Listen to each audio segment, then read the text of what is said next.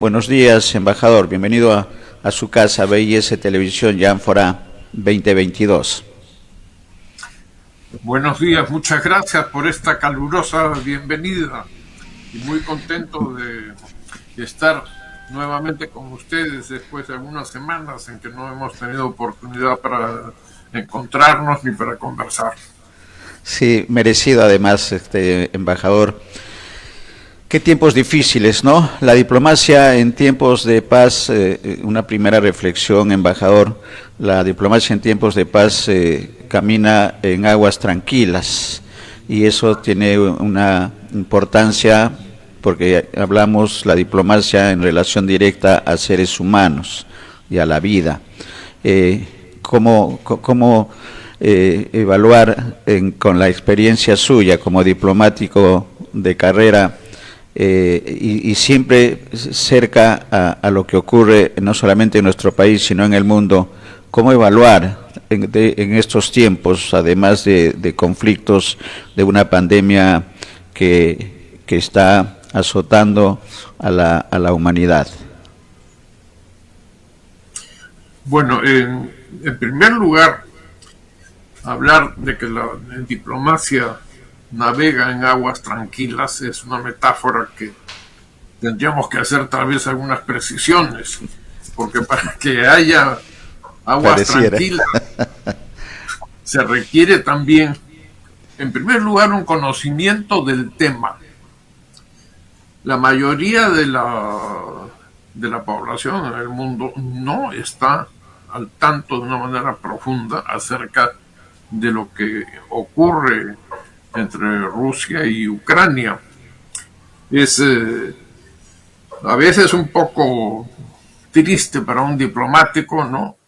Buscar las fuentes de donde viene esta, esta especie de difusión de noticias que parecerían estar encaminadas tan solo a ver un punto de vista y no los otros. En primer lugar, diría yo que al igual que toda persona, y no creo que esto pueda ser privilegio de los diplomáticos, ¿no? Los diplomáticos debemos conocer a fondo una situación, pero es sumamente triste lo que está pasando, porque ahora tampoco puedo decir que, que la diplomacia no tiene información, no, pero hay que, en ciertos casos, descifrar y ver qué cosa hubo atrás. Este conflicto que hay entre Rusia y Ucrania es bastante antiguo. No es una cuestión que haya surgido ahora porque el señor Putin dijo A y el presidente de los Estados Unidos dijo B, o el presidente de Francia, o como sea. No, esto es realmente la punta del iceberg lo que estamos viendo. Pero tendríamos que analizar un poco más. Y en esto yo quiero felicitarlos a ustedes porque están haciendo una labor de difusión que permitirá al público en general entender esto. El, por ejemplo, a mí una cosa que me ha sorprendido mucho es que se habla de las rivalidades entre Rusia, los países de la OTAN, qué cosa ha pasado, ¿no? Pero con cierta sorpresa a veces me preguntan ¿y qué cosa significa OTAN? ¿No? La mayoría de la gente no tiene una idea cabal. Así también resulta muy fácil hacer críticas a las posiciones que pueda tomar un determinado Estado en esto. Hay cuestiones que vienen a ser secuelas de la época de la Guerra Fría, pero son secuelas muy peligrosas porque podemos entrar primero en una etapa de guerra caliente, por decir así, para que luego llegue a ser fría. En medio de las cosas, estos momentos de frialdad deben servir para analizar de la manera más imparcial posible lo que ocurre. Cuando hacemos un análisis de lo que podría estar ocurriendo en entre Rusia y Ucrania no se consideran los elementos históricos, ¿no? Esta rivalidad se origina también en el mapa europeo, cuyas fronteras han cambiado muchísimo, pero el presidente Putin, a mi modo de ver, quisiera volver a colocar a Rusia en el pedestal en el que estuvo. Y no me refiero a la existencia de la Unión Soviética. No es solamente eso, sino que el imperio de los zares era un imperio con mucho poder, con muchas decisiones en el mundo europeo en general. Si nosotros hacemos un estudio del muy abuelo de pájaro, ¿no?, de lo que significa esto, pero hay elementos que tendrían que ser considerados. ¿Qué ocurre con el pueblo ucraniano? ¿Qué cosa piensa? ¿Quiénes son? ¿Cuáles son sus simpatías y sus antipatías también recíprocas entre Rusia y Ucrania? Hay un factor desde que el comunismo desapareció como sistema en Rusia. Lo que ha venido es un resurgimiento de muchas instituciones. Entre ellas tendría que hacer mención al Patriarcado de Moscú. Como muchos sabemos, el Patriarcado de Moscú tuvo mucha independencia y estuvo lejos de aceptar la jurisdicción de la Iglesia Católica Romana. Estaba más próximo al oriente, es decir, a Constantinopla, que hoy día se le conoce como Estambul, y así estuvieron muchas centurias en una relación de lejanía, querer acercarse. El problema es que no existen diferencias de carácter dogmático entre esas iglesias cristianas, pero el meollo del asunto es que cuando se combina lo político con lo religioso puede salir pólvora y ser también explotada por muchos lados.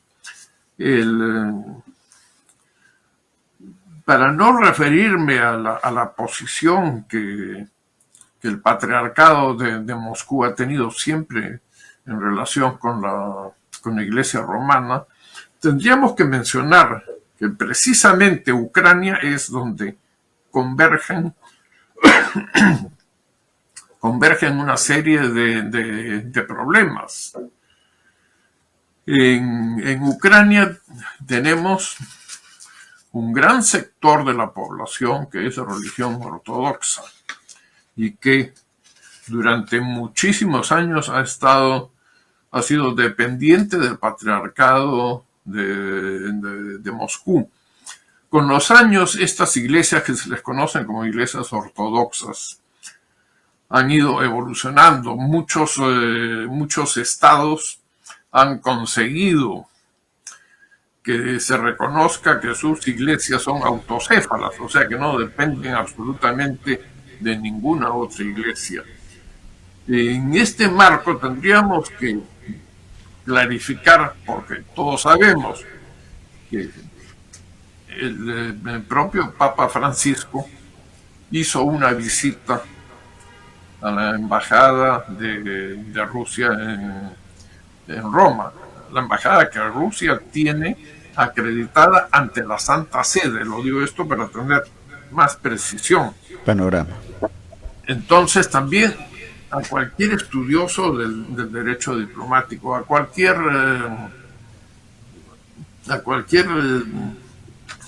observador, ¿no?, tendría que haberse visto, ¿y por qué el Papa fue a la embajada, ¿por qué no convocó al embajador a su despacho, que hubiera sido lo natural, etcétera?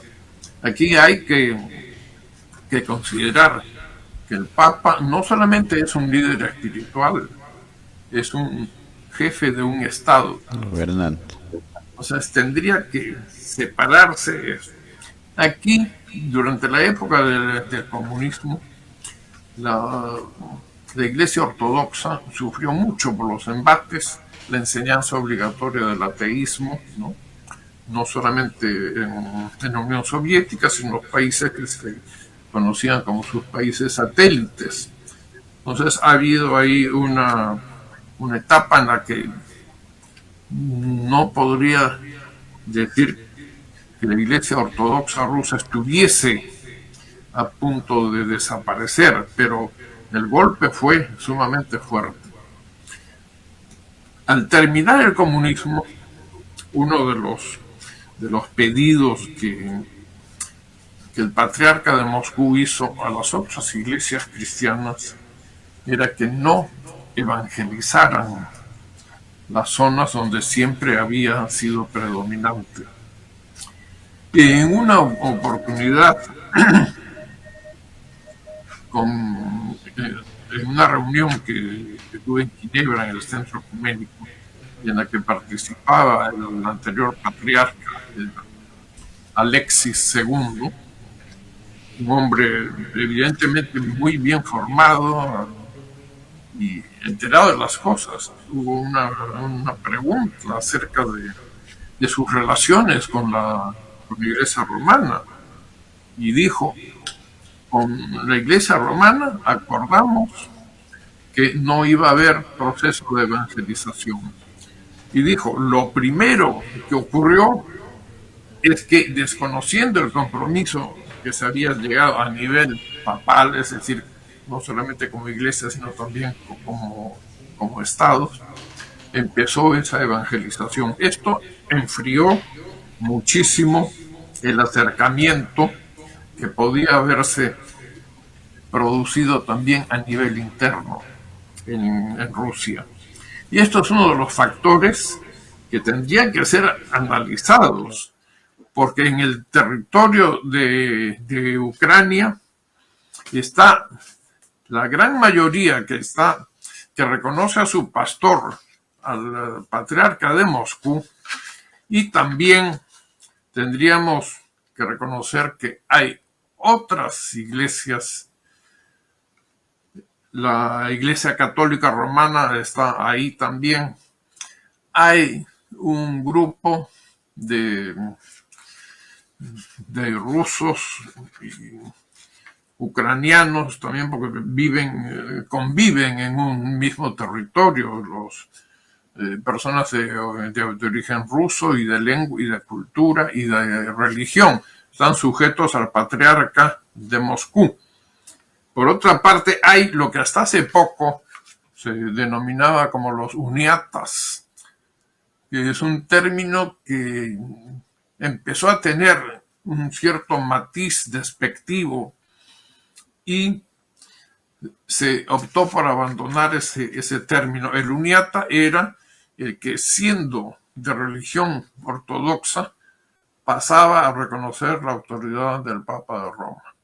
Esto es también un factor que hay que tenerlo en consideración para interpretar por qué el Papa hizo esas gestiones.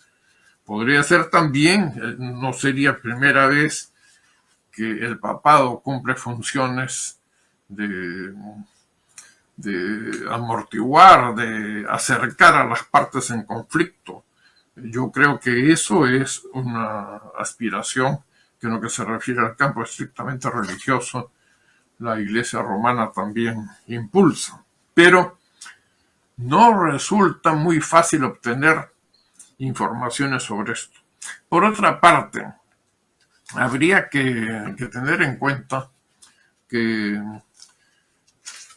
el presidente Putin, en un discurso formulado hace relativamente muy poco tiempo, se refirió a lo que nosotros en el castellano peruano diríamos nos han mecido, ¿no?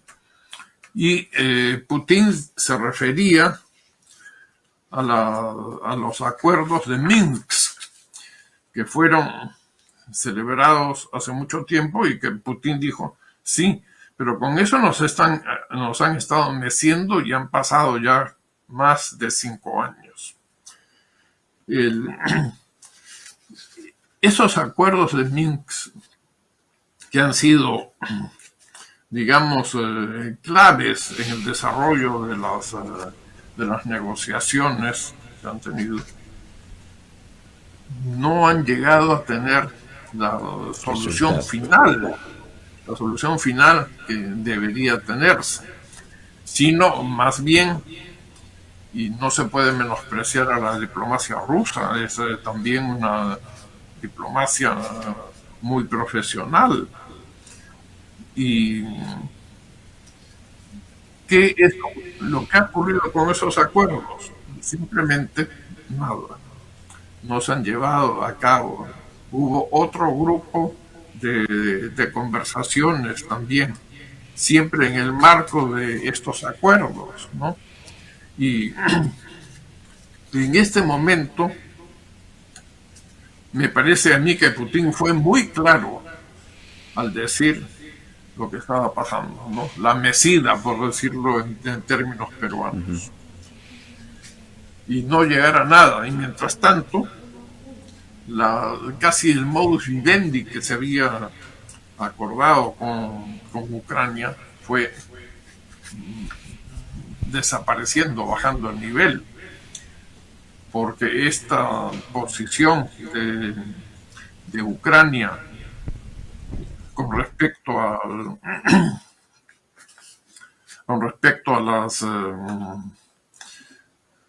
a su posible adhesión a la OTAN no solamente ha sido una aspiración del gobierno ucraniano, sino que también ha sido compartido por Estados Unidos, por los países que conforman la OTAN. Y es difícil que se pueda decir, bueno, aquí solamente hay un culpable, ¿no? Hay una serie de situaciones que nosotros tendríamos que ir colocando, bueno, aquí hay que considerar esto, aquí hay que tener en cuenta el sentimiento religioso que es muy fuerte entre los ucranianos, pero que llega al extremo de que los cristianos que pertenecen a una iglesia ni siquiera mantienen un diálogo de decir buenos días, amigo, ¿no? Sino hay una división interna sumamente grave. Y ya desatado este conflicto bélico que estamos viendo ahora, que muchos observadores decían, en una semana estará terminado este problema. Vemos que no ha sido así, pero también las noticias de que los países de la OTAN están facilitando armamento de última generación y todo el sistema, pues, esas fuentes vienen precisamente de países de la OTAN, de Estados Unidos. Es algo que no se podría negar. Entonces, en este panorama tan confuso y con muchas aristas, es el campo en el que la diplomacia debe estudiar y ver. Y también el otro factor es la más media, los medios de comunicación. Hay prácticamente un mundo uniforme en ese sentido, ¿no? Es decir, Rusia es el culpable, ¿no? También cuando se produjo lo de Crimea, la anexión que Rusia hizo, se basó también en muchos aspectos establecidos por el derecho internacional. Cuando la OTAN le hizo ver a Rusia, al presidente Putin, que la actitud que había tomado era contraria al derecho internacional. Dijo, pero si estoy haciendo lo mismo que ustedes hicieron en relación con el problema del Kosovo en los Balcanes, ¿no? La verdad, para los que trabajamos en el mundo internacional, en la docencia, en la diplomacia, eso es muy claro. Y está ligado con un derecho que es el derecho a la libre determinación de los pueblos, que existe y está reconocido universalmente desde 1948, ¿no? por las Naciones Unidas. Son así muchísimos aspectos que tendríamos que analizar para poder decir, bueno, este es el papel de la diplomacia. Yo creo que no solamente debe ser una cuestión de incitar, ¿no? Yo voy a apoyar a este país porque tenemos que ver también, en el caso de Perú, qué es lo que se puede ajustar en el campo de los intereses nacionales, ¿no? Uh-huh. La mayoría de los países del mundo han cerrado filas para defender a Ucrania en este sentido.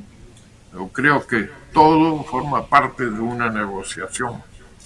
Las negociaciones no siempre son fáciles cuando se ha calentado mucho el ambiente, ¿no? Esto es lo que a grandes rasgos podría decirle de la labor de los diplomáticos en este campo, ¿no?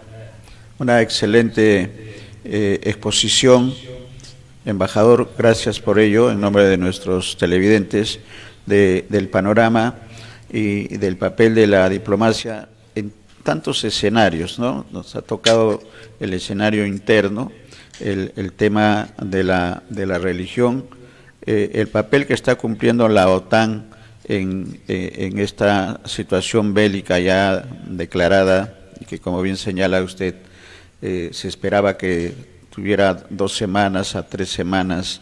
Eso no ha ocurrido, la solución, eso no ha ocurrido, y quienes estamos más o menos enterados como comunicadores, porque también ha hablado del papel de los medios de comunicación, sesgados muchas veces con respecto a la situación, pero creo que la explicación suya de todo el panorama a nuestros televidentes les queda claro que es una situación bastante difícil. ¿Y qué papel, para el comentario, embajador, qué papel es el que tendría que tener la ONU, la Organización de las Naciones Unidas? Entendemos que está bastante limitado porque es una decisión de 2 países y no hay intención, por lo menos por la explicación que dan desde Moscú, que Ucrania no tiene intenciones de buscar soluciones al conflicto bélico y a las peticiones. Y la última información que tenemos es que Rusia ha entregado a Ucrania una propuesta de acuerdo de cese y de acuerdo de paz entre Rusia y Ucrania. Eso no está ocurriendo, no hay una respuesta clara de Ucrania, de manera que la Organización de las Naciones Unidas tendría que intervenir. ¿Cuál sería la apreciación, la observación de esta situación? Y la segunda parte del comentario que nos gustaría escuchar, embajadores, en el caso del Perú, ¿cuál es la implicancia? ¿Cómo está afectando? ¿Y qué es lo que debería hacerse a nivel de diplomacia, de Cancillería? Una diplomacia peruana que además tiene un prestigio muy ganado en el ámbito internacional. Esos 2 escenarios, ¿cómo tratarlos? El tema de la prensa, pues, es un tema que va a ser polémico siempre en este tipo de conflictos en la que está de por medio la vida de seres humanos, y eso tiene un precio que también hay que evaluar. Sí, bueno, es una pregunta sumamente interesante, que tiene 2 fases, ¿no? La parte peruana misma y la otra es del papel de las Naciones Unidas. Las Naciones Unidas, en una situación como la que estamos viendo, está prácticamente condicionado a lo que ocurra en el Consejo de Seguridad de las Naciones Unidas. Son 15 miembros, de los cuales hay 5 que son permanentes. Estos miembros permanentes tienen derecho a lo que se llama derecho de veto.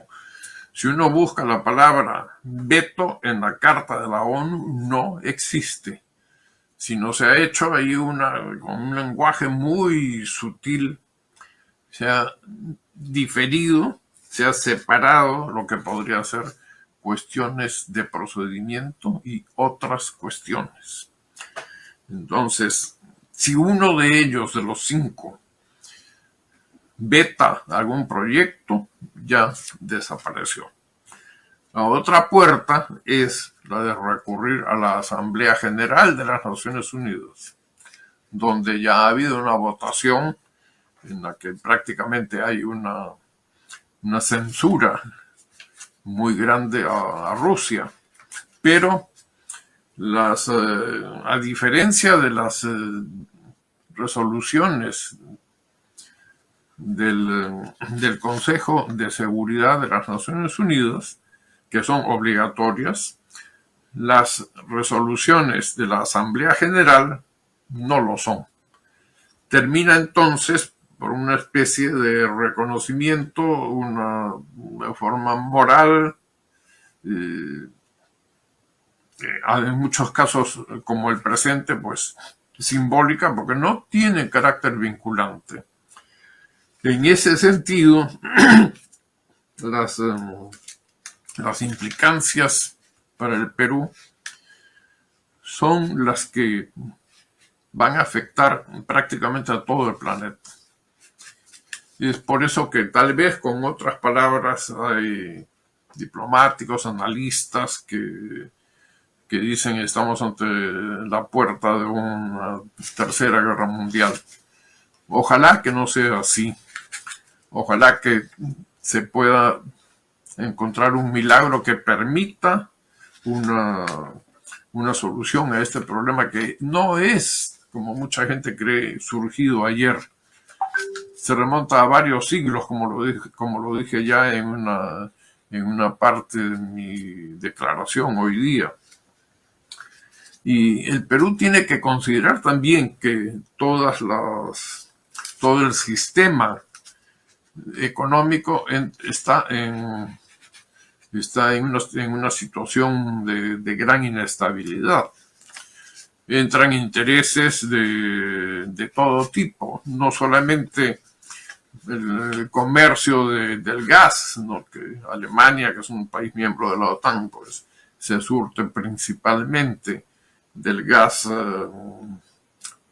ruso.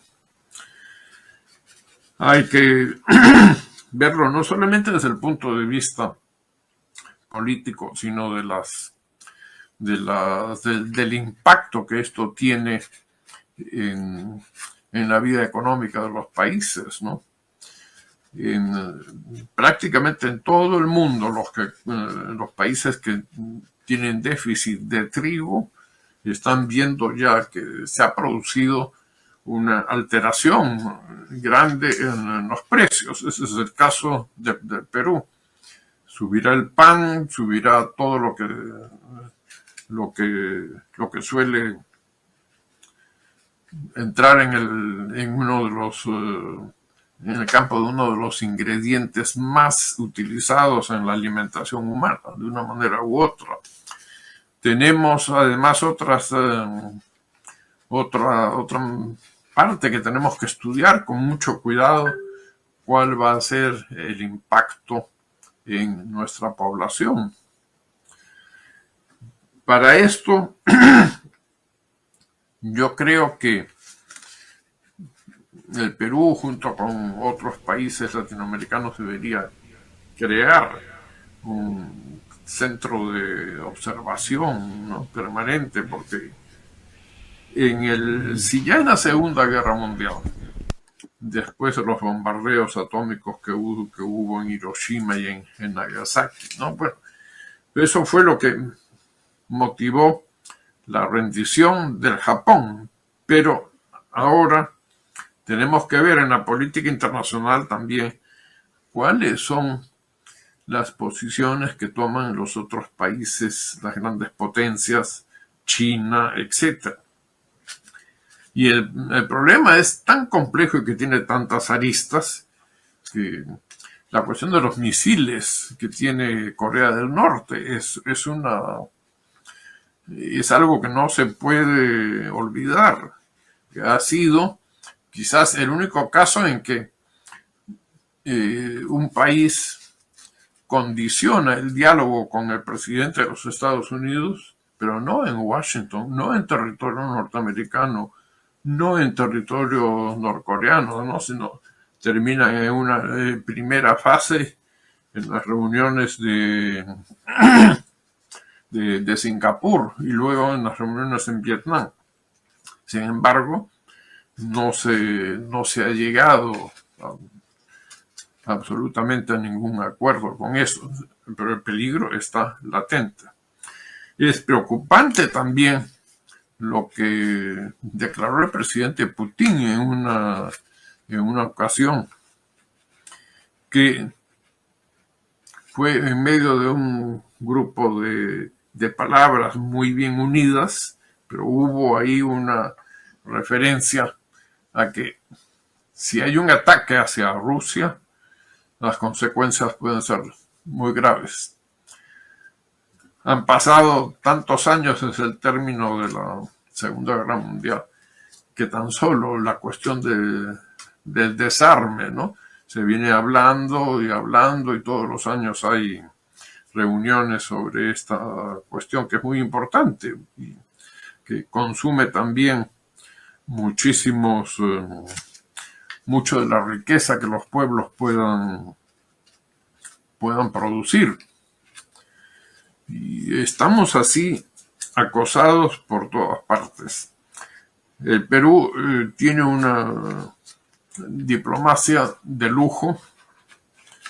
Yo me siento muy satisfecho de ser diplomático de carrera y estoy seguro que contribuirá de una manera efectiva a que la situación sea menos grave entre estos dos países. No podría decir que se pueda obtener un éxito total, pero cualquier paso que se dé adelante va a ser bien recibido y tendría que seguir luchándose en ese sentido.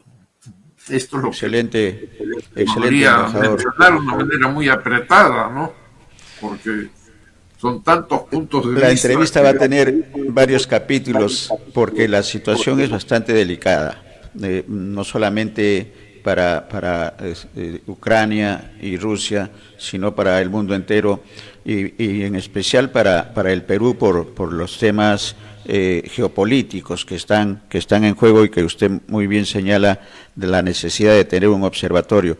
Yo le propongo continuar en el tema geopolítico, dependiendo de sus tiempos, embajador, continuar, digamos, ese tema geopolítico. Hay una decisión que no la tengo todavía muy clara del gobierno de Moscú con respecto al tema económico, de desconocer el dólar, abrir su mercado, que va a merecer, que geopolíticamente nos parece muy interesante, porque es una guerra no solamente bélica, sino ya este es un enfrentamiento económico con respecto a los países de la OTAN y muy puntualmente con respecto a Estados Unidos. Si le parece, y va a depender de sus tiempos, embajador, hacer un paréntesis para continuar, además evaluando como diplomático. Usted sabe que el día a día y las dos posiciones están en una situación de presentan propuestas y Ucrania no responde, y eso tiene una una lectura que tenemos que hacerla de todas maneras para beneficio de nuestros televidentes, y cómo el impacto de las decisiones tan lejos, a tantos miles de kilómetros, afectan a la economía de nuestro país. Lo afectan positiva o negativamente, pero creo que en líneas generales, embajador, las consecuencias son negativas para la humanidad. Comentarios finales con este compromiso de continuar la conversación de esta situación tan difícil para el mundo, y que esperemos no sea el inicio de una tercera guerra mundial, embajador. Esperemos que sea así. Y en lo que se refiere a mi participación en este programa, estimado amigo, usted sabe que estoy siempre a su disposición. Bien, embajador, entonces está hecho el acuerdo. El acuerdo diplomático, periodístico, con respecto a una situación tan delicada, y creo que siempre nos caracteriza el tema del optimismo frente a situaciones tan dramáticas como las que estamos viviendo, y sobre todo el pueblo ucraniano, que es quien está sufriendo directamente la agresión, y esto no significa necesariamente estar de acuerdo con la posición ucraniana. Gracias, embajador. Esa es la defensa de la vida, creo, lo que debe prevalecer. Así es, estimado amigo nuestro.